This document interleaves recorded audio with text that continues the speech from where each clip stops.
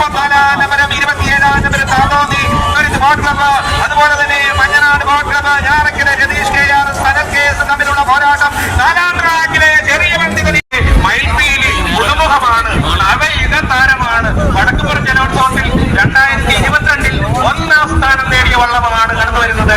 മയിൽപ്പീലിയുണ്ട്, കാശിനാഥനുണ്ട്, GB തട്ടകനുണ്ട്, ചെറിയ പണ്ഡിതനുണ്ട്. എറണാകുളം ജില്ലയിലെ 16 ജലോത്സവ വേദികളെ പുളകം ചാർത്തണിയിക്കുന്ന വള്ളമാണ്.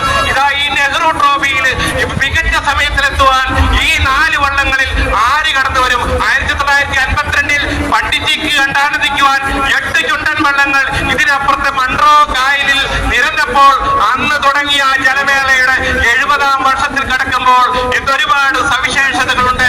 ഉച്ചകഴിഞ്ഞത്തെ കമന്ററിയിൽ അതിലേക്ക് കടന്നു വരുമ്പോൾ നമ്മൾ കാത്തിരിക്കുന്നത് ഏതാണ്ട് മധ്യഭാഗത്തേക്ക്. ഈ മത്സരങ്ങൾക്കൊക്കെ ഒരു പ്രത്യേകതയുണ്ട് കേട്ടോ.